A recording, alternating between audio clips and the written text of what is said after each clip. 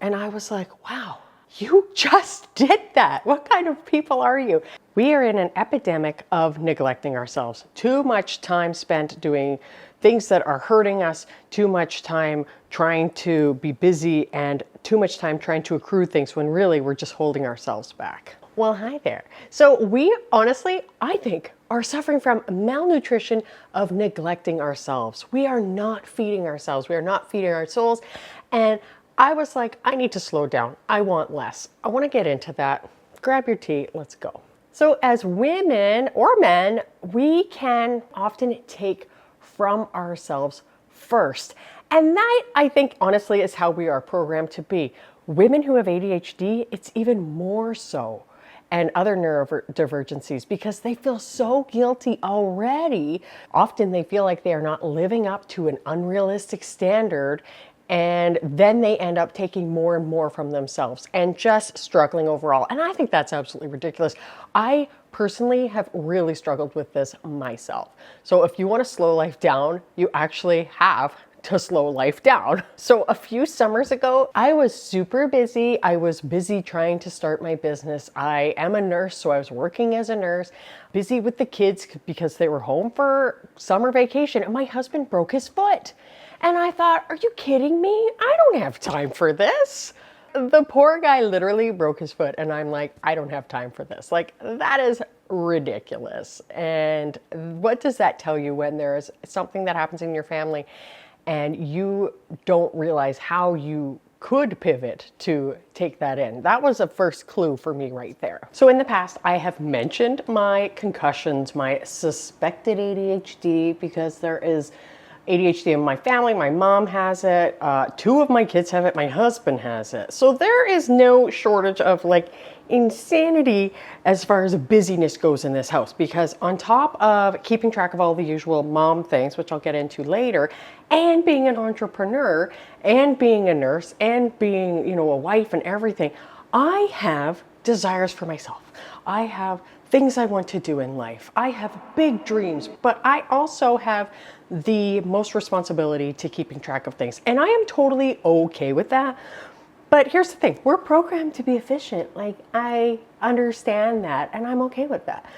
But we are also programmed for rest and for fun and for play. And honestly, I was feeling so much like I was not getting that. In particular, like when you're in your 30s and your 40s, like the busiest time of life, and you're trying to enjoy things, you're trying to enjoy time with your kids, you're trying to make the most of everything. I really was struggling. And we feel like we need to do a lot of things. And like I said, I'm a nurse. I did nursing school with 3 little kids. And that was hard. I am a business owner. I'm a coach.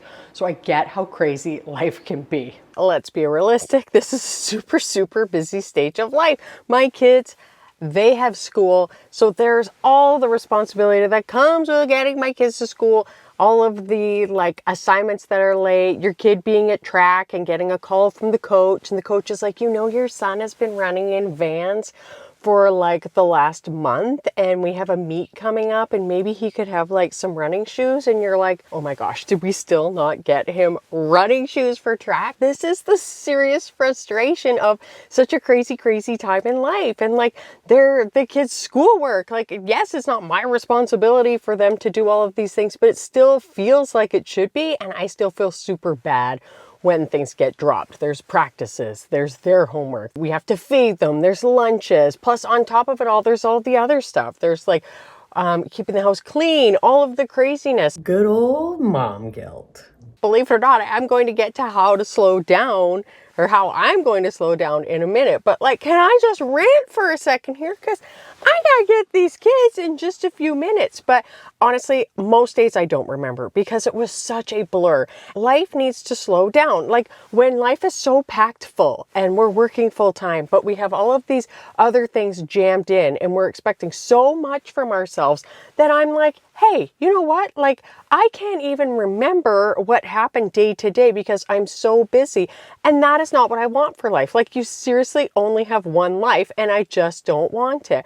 So basically, I recognize this was not healthy. All of the things for the kids, most of them need to happen. They need to have track, they need to have shoes for track, They need to go to activities, but it doesn't need to be a crazy volume. I mean, I usually haven't had my kids in that many activities. I have had some friends who have had their kids in many activities and the family seems to run well. That would not run super great for me, but we do like to make sure we don't have the kids overextended and in too many things. And I also want to be sure that like I'm not over and extended in too many things. Something was holding me back. Like, how is it that I was realizing life was crazy? I didn't want it to be nuts anymore. And like, seriously, I needed to slow down and I didn't want so much. Life would be better with less stuff. The first thing I had to do was really be like, what more do I want in my life? And I totally encourage you to do the exact same thing, because a few years ago, I did start gardening. I love my garden. I love it. I love growing garlic, because garlic, you set it and forget it. But I wanted time for gardening. It was so hard to fit. Like last year, and I've been gardening for years now, but last year I had so much trouble like fitting in time to garden because I was just too busy doing my business and working on top of it. And so that's not good, right? And so I want time with family. I want time to hike. Like, tell me, what is it you want more time for? The awesome thing is when you slow down, you can actually start making more time for things in your life. Like, I want to start riding my bike again and being more consistent with my workouts. So I have a plan for that. So here is the thing. We have some decisions to make because we can't like want to slow down without actually like making the steps to slow down, like I said in the beginning. So you literally cannot fit more things into a saturated life. Like, that is what saturated means. It means you can't fit more in. When you have too many things crammed into one place, that is like bursting at the seams, like something is going to go, like some things are not going to work out. It's like when I was a shift worker, like, because I still do work shifts, but I don't work night shifts anymore. I went casual as a nurse because I recognized when I was working nights that my parenting was not stellar. Kids, dinner.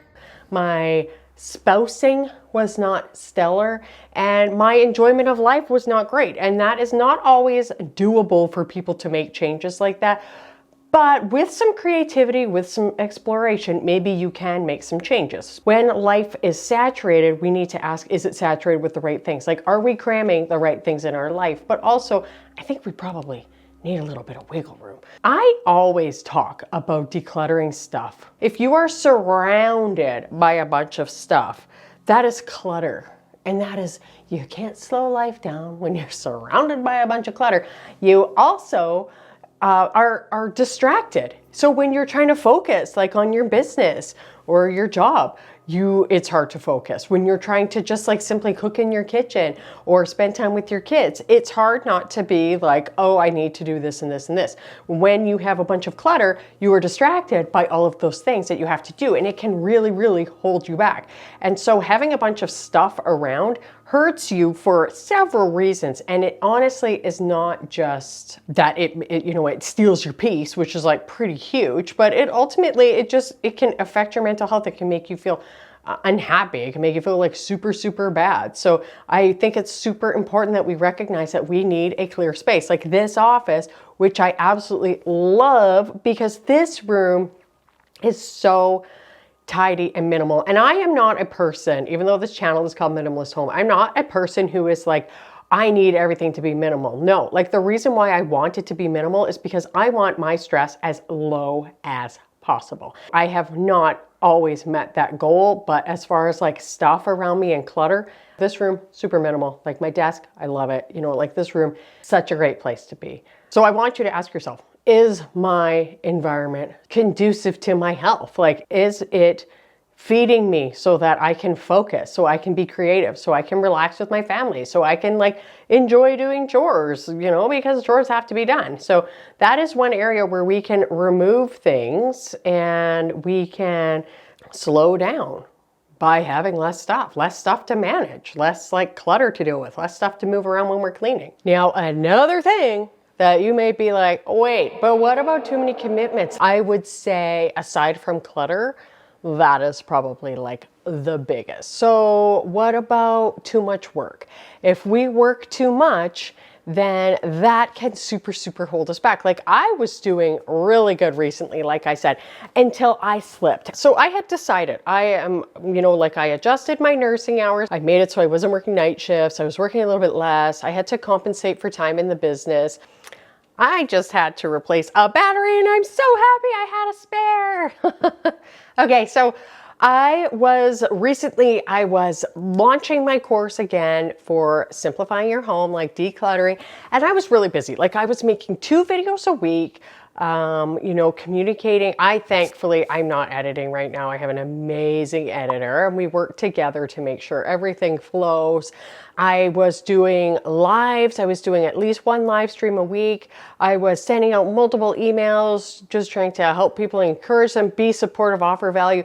And I was getting super burnt out. I was getting up early in the morning because then I could work like while the kids were still asleep, get the kids ready, take them to school, or my husband would, whatever, but it still was like long days. And then I feel like I was still trying to go to bed early at night, but I still was not getting enough sleep. I was getting super tired.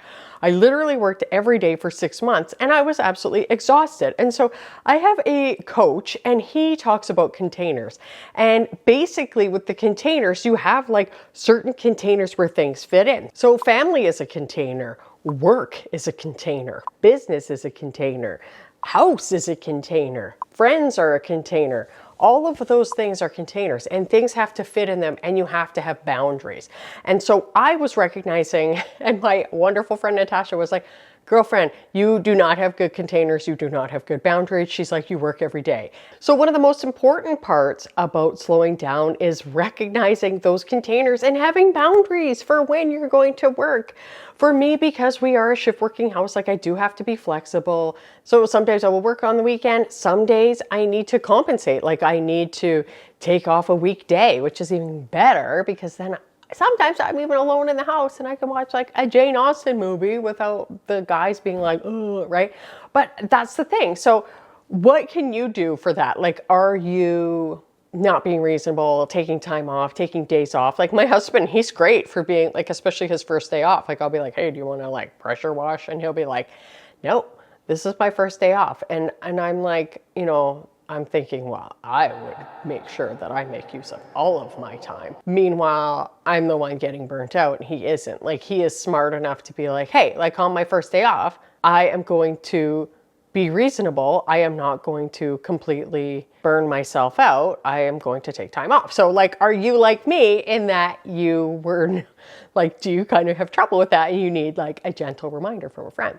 It's very important to remember to keep your expectations within reason. A lot of people, like I said, the people with ADHD or other people, they feel like they're not living up to some kind of expectation, whether it's their expectation, something they grew up with, society, whatever. You need to be reasonable. And sometimes slowing down is just saying like, hey, I'm not going to clean the kitchen right now. Like it's messy. It hasn't really been tidied up. I'm okay with that because I would rather talk to you guys right now anyway, but it will get cleaned, and it's basically recognizing that things will get done and not to burden yourself with it, but to recognize that we need to remove a lot of things so that we can be happy. And it has to get done. Like you have to remove the things. You can't just say, I'm going to slow down. You have to slow down. So I think simplicity is one of the most important parts of slowing down. So less clutter, less stuff overall, less clothes, less variety in some cases, less selection. And the funny thing is, like, if I just go a quick tangent about clothes, like we often only wear certain things anyway. So I seriously have got my wardrobe down to pretty much just the stuff I wear. And when I say pretty much, it's because I'm like, nope, there's still a few more things you can declutter, Robyn. And like one of the ladies in my coaching group for Simplify Your Home, she's like, well, I have a couple of dresses and maybe it means my husband needs to take me out more. Yes, maybe that is exactly what that means. You need to go out more, spend time out with your husband because that's living life. And when I say like, reducing things, I mean like reducing like the burdens. What can we remove? And like that comes, less stuff. Less stuff to manage, less stuff to clean, but what about less commitments? Like for me, like I volunteer, I absolutely love it, but I've had to be clear that I have my boundaries. I can only volunteer, you know, because we foster kittens, but I said I can only foster kittens during like mostly the summer. I can't do it from October through the rest of the year for a few reasons. And that's because I have to monitor my commitments. And the same thing, I'm sure you're the same. Like, tell me what in the comments below, what commitments you need to remove. I'm a nurse. I've talked about this before, but let me just remind you, I have seen several lives end early and young. And you want to make the most of it. You don't know when your time is up. And the same with me. Like, I was watching this and being like, okay, I'm exhausted. I'm not parenting well. I'm not wifing well, you know, like, and those are my goals, right? Like, they don't have to be yours, but they're for me. I wasn't getting to do my hobbies. I wasn't having time for gardening, all of these things. And I was like, you know what? I am so busy. I'm forgetting absolutely everything. So I now recognize that I need quiet time. I need time every day to sit and relax and just empty my mind, lay in bed. I can actually be so creative when I'm just lying in my bed, having some quiet time. And I have time with my family every day. My goals for myself, and hopefully I'm helping you come up with some for yourself, is just to recognize what the priorities are. So, you know, like work is a priority, but can any adjustments be made? You know, maybe depending on your job, you can work home for some of it, or maybe you can work part-time, or, you know, if you go part-time, maybe you can find a job that you can do at home so you can balance that better. Like my amazing sister-in-law, who I talk about all the time, Colette, she has a great job where she's basically working home 2 days a week, and then 3 days she goes into the office, and she feels like that is a great balance for her.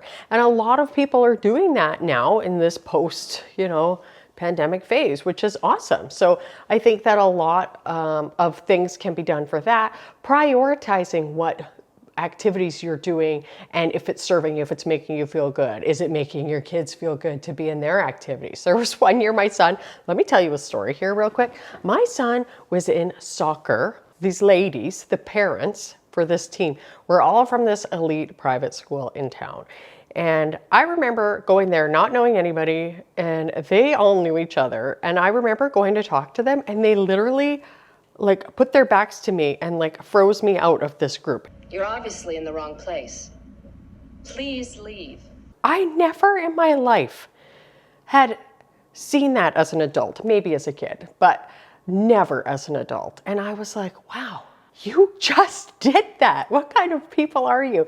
He was not enjoying soccer. He just wasn't. I was not enjoying these moms. So, and it's not about me, but together we were both like, this is lame. And I remember being like, I can't believe it. Like, I am stuck with these awful people. I would love to know if you've ever experienced something like that. But yeah, so please let me know how you are going to simplify your life. This is my plan to simplify mine, removing things, working less. Let me know. I think you might like this video here, and it's all about, you know, focus and how to create an environment that serves you. Thank you so much for watching, and I will see you next time. Bye.